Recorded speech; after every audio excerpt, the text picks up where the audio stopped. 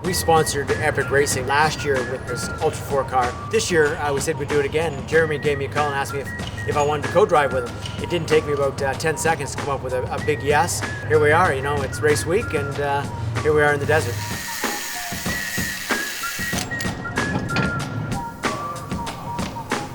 Why did you first get started in Ultra 4 racing? Well, it's King of the Hammers, so why not?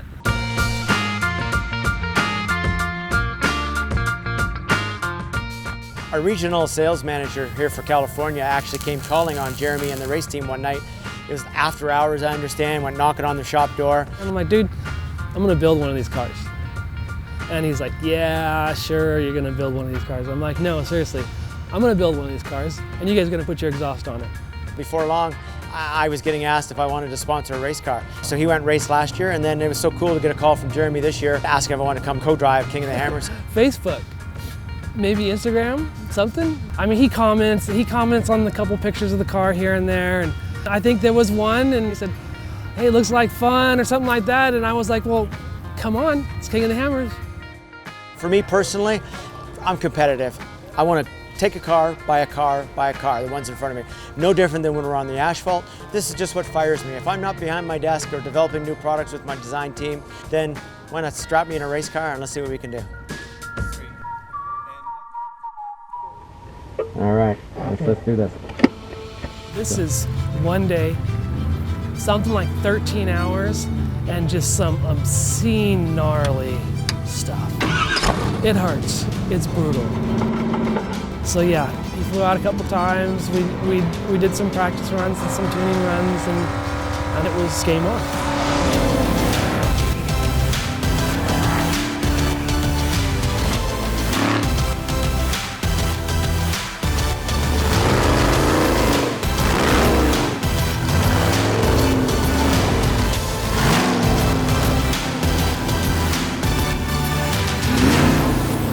Martin and I are a lot alike. He's into the details, he understands his car. Martin's an animal. Get that guy behind the wheel, he's an animal. It's a lot of fun riding with him.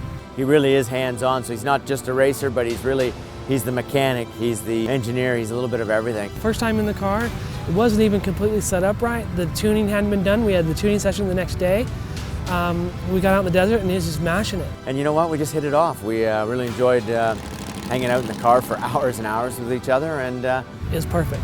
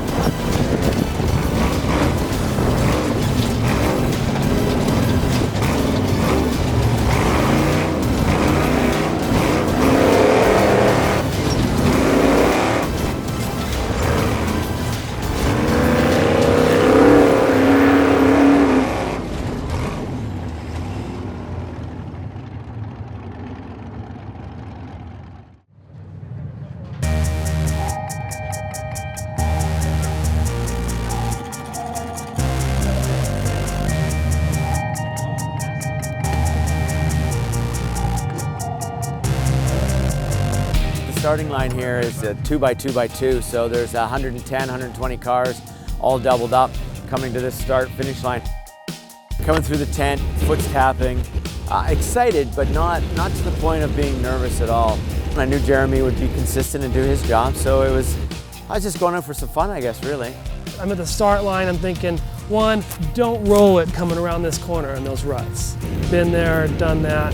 And then two, keep it together, keep it together, keep it together, and keep it all four wheels. The worst part is our radios quit when we were about 2 cars away from starting, so we lost all communications for the whole day.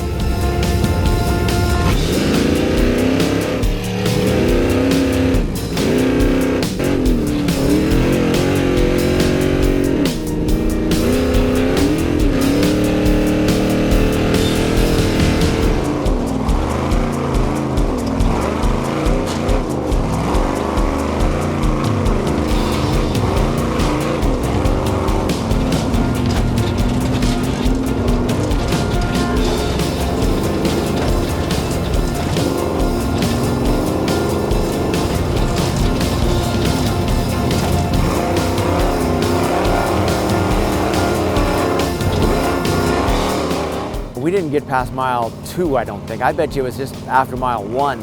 One guy was on his roof. Another guy, I saw his axle literally, there's only 3 wheels in the car.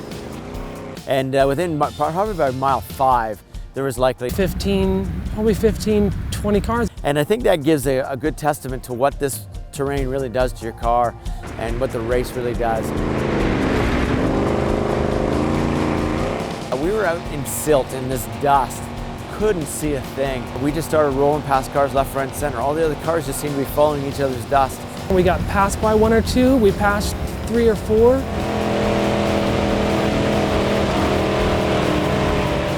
We bypassed pit 1. I think about mile 20 or so, we got a flat tire.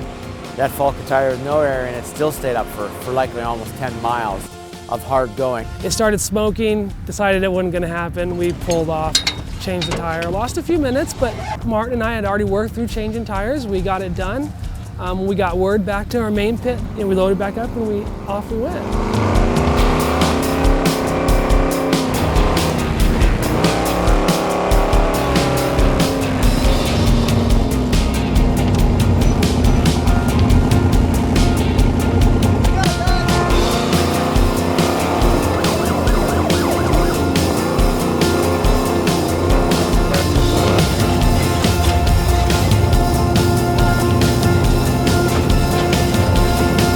The large obstacle on lap 1 is called Sand Hill, and there's 3 ways around Sand Hill. We started up the bypass, but then we spotted the spectators set up over on the hard line. Jeremy does like to play to the crowd. So we backed up, and we went, and we ran the hard line on Sand Hill, about 3/4 of the way.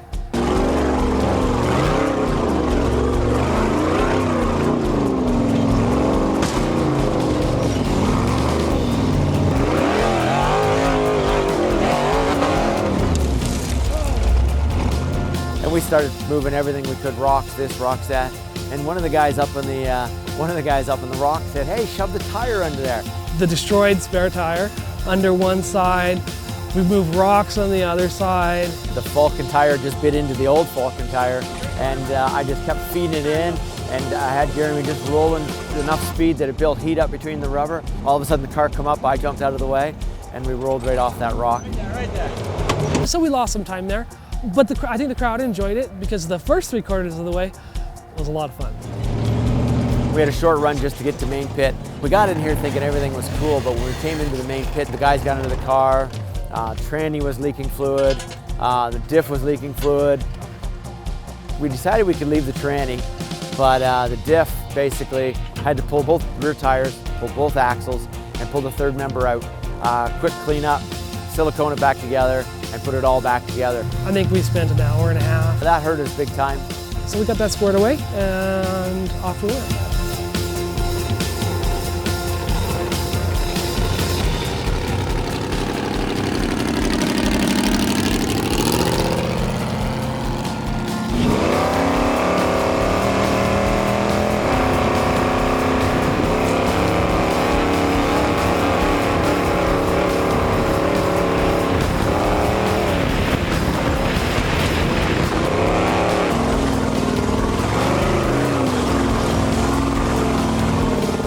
Lap 2, we do some desert, and then we get in and we run wrecking ball and aftershock and jackhammer and clawhammer and the car did great. The Falcon tires did great. 99% of the time we were just everywhere we needed to be. We lucked out and it was a breeze for us.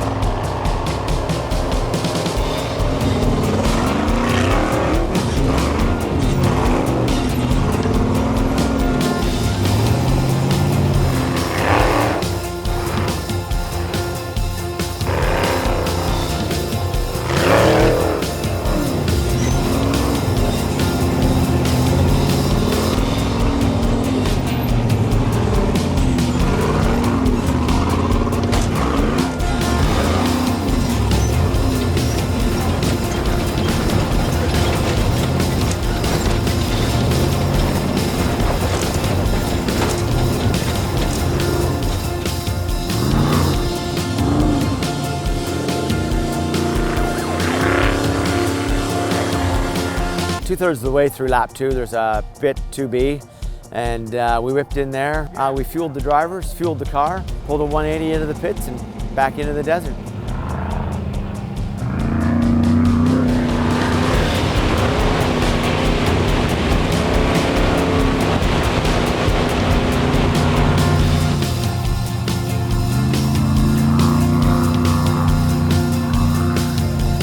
At the end of lap 2, we ended up coming back in here to the main pits again. We came through the start-finish and we ended up in the Falcon pit. I went over to Steve Wong at Falcon and I asked how all those other cars were doing. He leaned over and told me, "You're the last one." It just sort of fired me up, fired Jeremy up. We knew we had to get out there and do the best we could for all of our sponsors. Lap 3 is different in that it adds backdoor, resolution, spooners, and outer limits, and sledgehammer. If we did lap 2 in 4 hours, I expected lap 3 would take 6, and we had 5 hours left.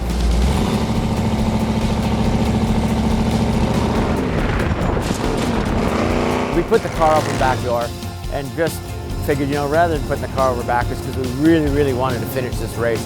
Pulled out our Duraline winch line, up it in a few minutes. Got back into resolution, the sun was starting to set in the canyons. Shouldn't have been as hard as it was, but we got hung up on one rock, then we got twisted up, hung up on another rock, and everything just sort of crumbled in on us.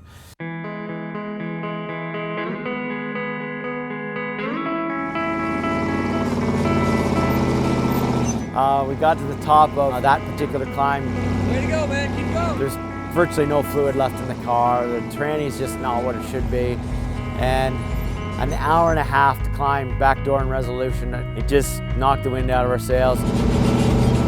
Rather than a 6, 8, 10 hour recovery in the middle of the desert, in the middle of the night, we were able to limp the car back into the paddock and call it a race. Thank you, sir.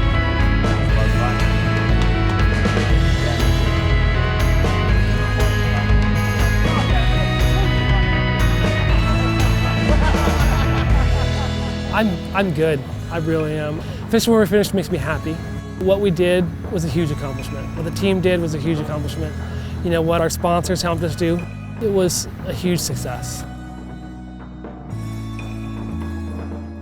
Coming from GT to this, I can tell you, that was 11 hours of the hardest racing I've ever done. As a matter of fact, I think that was 11 hours of the hardest anything I've done. That's likely the hardest 11 hours of my life was being in that car. Even after a shortage of race tires, because a lot of teams here know that the Falcon tires are the way to go, Falcon was able to find us a couple sets of tires and put on the car here. So big shout out to those guys. MBRP, obviously, we chose Epic Racing to partner with, and we obviously chose the right partner. And then the Sport Lab, big shout out to Lowell and his team there as well. So that's it, that's King of the Hammers 2016. Beautiful land, a little less dust today than we've been used to all week, but it was a great experience. I can't wait to come back.